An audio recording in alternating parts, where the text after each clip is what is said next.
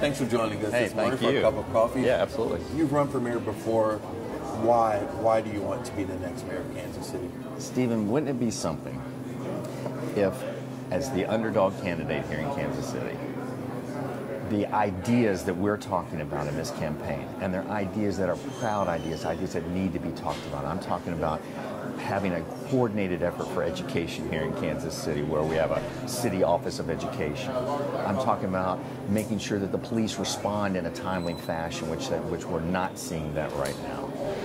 That's going to likely require local control of the police department. I'm talking about making City Hall function more like a business. It doesn't have to be perfectly like a business. There's some things that city entities do that businesses can't do, and they invest in certain ways that business might not. But nonetheless, we need a strong mayoral form of government here. What we have right now is a weak mayoral form. The mayor needs to be the chief executive officer. The city manager, an unelected position, which right now holds all the control, needs to be the chief operating officer reporting to the CEO. And the city council needs to be the board of directors. I've run on this before, and I'm running on it again because, like I said, wouldn't it be something if instead of all the moneyed interests, which are going to a lot of the other candidates, admittedly so, which makes us the clear underdog in this race, wouldn't it be something if we sent a message not only here in Kansas City, but out to the entire country, that it's the ideas that are important, not how much money we can raise? I know you are focused on education. The mayor on the ballot as well is this pre-K vote. Will you vote for it? Okay, so no, I won't. I love pre-K. I want to do pre-K. I want universal pre-K. But I don't want to go back to what I call this slush fund politics of we're going to add on to the sales tax in order to try to fund something, then people are going to come to the fund, so to speak, and try to take money out. I don't think that's the best way to do it. What we need to do is offer a great pre-K product, okay, if you want to think of it in business terms, and make sure that we're assuring not only are we funding pre-K, but we're producing a great product, which in turn means a great result for our children here in Kansas City. Transitioning to crime, you talked about, where you work. Kind of talk about that experience of you interact daily with people who experience crime in their neighborhoods. What needs to be done? You mentioned first localizing the police department is something I think a lot of candidates probably agree with. Actually, very few. I won't say none, but actually very few. Because it's this lack of accountability thing that keeps going on here. And from the business world, you can never imagine seeing something like this. We don't have any control over police department making sure that their priorities are our priorities. We don't do anything really of any significant nature related to education. And like I said, at City Hall, we don't have the right control levers to make things actually work around here. So what I'm suggesting is that the police's priorities have to be our priorities. I want to make a serious plug for the police department. These are good people. These are people who are trying to do their job. I personally think that they're understaffed, but I also think that there may be certain initiatives and things that they're going after that may not be what we want done. I had a local leader come into my office one day and she was explaining to me, she's the neighborhood leader, said she couldn't even get the city police department to come meet with her neighborhood association. Now that's a one-off, maybe in other cases they do, but we can't be begging the police department to show up to our neighborhood meetings. We can't be begging them to reduce response rates so that we not only protect people from crime on a more effective level, but we make people more confident. And if anybody thinks that it's just 63rd and Prospect, I've been broken into twice. And I can tell you this is a problem that, it's one of those problems where you don't really recognize it until after you've had it happen to you. And then all of a sudden you're wondering, okay, why isn't this different than the way it is? So what should be one of the solutions? I know there are multiple solutions. There's not one silver bullet in solving crime. What would you suggest as one or two solutions to help? All right, so again, the biggest thing that I'm advocating, and I'm trying to keep it simple so that we can try to understand where we need to have these priorities, and that is response times. Okay, we've got to, and I'm not just talking about how long does it take to answer the phone. By the way, I've waited over 5 minutes to get my call answered, okay, and this is on a 911 call, okay? I've never heard of 911 reporting until I moved here. I am not saying that happens every time. I don't know what the averages are, but one of the candidates got to inform the other day and said, well, the response timestamps on the phone were a lot lower. You know what? You can make any statistics say what you want it to say. You can weed out certain outlier call. You can do whatever you want. All I know is my anecdotal experience, and that's not been good. Now, again, I'm not trying to fault the police officers who are out there day in and day out putting their lives on the lines. That's not what I'm trying to say. I'm simply trying to say response times start first. Because guess what? When you're in a neighborhood and you want policing, you really do want, yeah, believe it or not, you actually really want it, but you can't get it. Now, all of a sudden, that bond of trust has been broken. And so let's keep it simple. Let's start with one thing to outline what local control could do for us. I see all sorts of candidates talk about neighborhood policing. You know, you can talk about that all you want, and it's a nice catchphrase and it sounds warm, but if we can't control what the police department does, you may get local policing, you may not get local policing. If that's what we want, let's prioritize it. Let's make sure that I've never seen a city where we have a 270 million plus budget and we can't say what the money actually goes to. It's one of the most extraordinary things I've ever seen. And get this, Stephen, we're the only city in the United States that does not have local control of its police department. So I postulate this to you. Either we're doing something really, really smart and brilliant, or we're doing something that's not particularly smart and everybody else has abandoned that model a long time ago. Let's transition to infrastructure first, because it's cold. There are a lot of holes in the road. Is it the city's fault? Is the city not doing what they need to do? I know Mayor James has said, you know, we have enough lane miles to take you from Boston to San Diego and back. And, there's a lot that has to happen with plowing, but I'm from the South. I'm not used to. I thought potholes were bad in the South. These are craters. Is something need to be done? Well, we've hit on probably the worst winter I could imagine in terms of for potholes. Okay. Now, what it has shown us is that there's a bigger problem in terms of maintenance of streets. Okay. Hence. And now, look, I can't say this for certain, but I suspect that our pothole situation inside Kansas City, Missouri is worse than maybe some of the suburban areas where maybe they've done better to maintain their streets. But here's an interesting thing, and I know it's anecdotal, so I admit that. But I had somebody, look, I get all sorts of people come to my branch every day. One guy works on the potholes. I said, what's going on?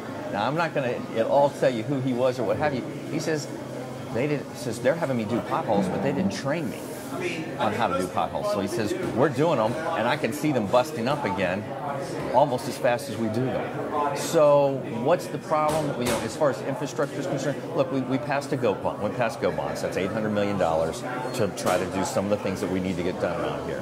We're likely not doing nearly enough, but we're also playing catch up from a long time ago. So we need to continue to do that. And I know I'm going to be like this dog that bites your ankle, but I'm going to take it back to, if we had better issues related to crime, in other words, if we were really solving for our crime problems, if we were really solving for our education problems, what would happen? More people would come to live in Kansas City. Then what would happen? Our tax base would get better and bigger. Just not by taxing people more, by just simply having more people. Because guess what? If we did those things really, really well, there isn't a suburb anywhere near here that could beat us out from a cultural standpoint, from a diversity standpoint, from all the kinds of things you can imagine. Kansas City, you want more of a suburban environment within this city, we've got the Northland or even the places down south. You want inner city living, we got it all downtown. I mean, you couldn't beat us. And once we had more money, guess what would happen? We could spend more things on infrastructure. We could spend so it's all got to work together, and we need somebody who's going to focus on really the big issues, the intractable issues. Stephen, I know I'm talking more than I should, but let me say this to you. I have a poster, and it says "The Lost Causes, Fighting for Lost Causes." These feel like lost causes only because nobody else wants to take them on. But they need to be taken on. I can't imagine walking to anybody in this coffee house or anyplace else who couldn't understand that. And if we do that, all these other things that we need to do, like infrastructure, would be handled in a very different way. Do you have a specific plan for infrastructure, or is it? I know education is probably one of your number ones, and short second is crime. Right. Do Do you think the city is connected enough? You know, look, public again, I want to go back to, okay, Mm-hmm. well, if we're going to use infrastructure as a beacon for public transportation, and that's a great segue into that, let's talk about public transportation. Again, I was at a forum just yesterday, and we were talking about the fact that geographically, we are as large as New York City. Obviously not by density, but geographically we are. So what I want to see us do is make sure we understand all of the things that move people, all right? Because right now, I think too many people are focused on the things that the public sector can do to move people, and that's important. I make no mistake about it. But you know what? Where I work, I got lots of folks who are Uber drivers, Lyft drivers. You know, very shortly here, we're going to have smart cars that are driving themselves. Okay, granted, I don't see it here yet, but it's coming. Okay, Yeah, 5G is coming pretty quickly, and with that is going to be a real takeoff in driverless cars, etc. That has to be meshed into this as well, because otherwise what we could find ourselves doing is building a 20th or even almost 19th century transportation system to try to solve for what the needs are in the 21st century. I mean, the fact that you can get on your mobile phone and order up a driver. Now, granted, not everybody can afford that, okay? So let's get back to reality here. But here's what I'm saying about infrastructure and about transportation. If we do some of those bigger things right, now all of a sudden people start coming back into this inner city and we start building the population base up. Businesses start coming back. All of a sudden that need to go all the way from the south of the city all the way to the north of the city is probably negated because you can find a job better in your local community. We're sitting here in Brookside. Go past Troost and you'll understand what I'm talking about. There's things that need to change there. And guess what? There's a gold mine. There are diamonds in the rough waiting on the east side of Troost for things that we could be doing over there. But we've got to solve those two big problems first, plus be able to give City Hall the ability to solve. And then all of a sudden we open up the doors for all sorts of other types of, even again, people movers or transportation kind of ideas. Lastly, let's talk about incentives. What are your take on what city leaders have already done when it comes to incentives? And are you pro-incentive, or do you think incentives have a place in time to spur other development? So you and I were at Symington Elementary not too long ago. And I know I didn't get a chance to talk to those teachers directly, but I know they're very unhappy because they feel like some of these incentives have started to take money away from their schools. And that's what sometimes these incentives can do, and that's very painful for them. I understand it, and let me say this: there's been talk of, and possibly going to be a ballot initiative where we cap those incentives at 50% instead of tax abatement to 100%. Directionally, I would agree with the 50% threshold. However, I won't get in front of you and say never to anything because you don't know the set of circumstances. But here's the promise that I want to make, and it sounds like a politician, but it's really important to understand what I'm trying to say here. If we go above 50%, I'm going to have some serious expectations about what that business or businesses need to do elsewhere in the city as part of that incentive package, okay? And guess what? We're going through PIAC or whatever, we're going to have the projects virtually shovel ready to go so that we go to a business and we say, all right, you want something more than 50%, we've got these development projects that need to happen. They don't have to necessarily be huge, multi-million. They could be fairly small in nature. They need to be proportionate to the kind of incentives and the size of the business, et cetera, and the size and the amount of money being incentivized. But we've got to start to get the private sector to get excited about doing something more. Because if we don't, here's what happens. We've got a downtown that the general fund has to supplement $15 to $20 million a year because of all the incentives that were given out, and the tax revenue and the sales tax revenue didn't add up to enough to pay for those bonds. We can't have that situation anymore. It's just too draining and too expensive, and it forces us not to be able to do some of the other things that we need to do.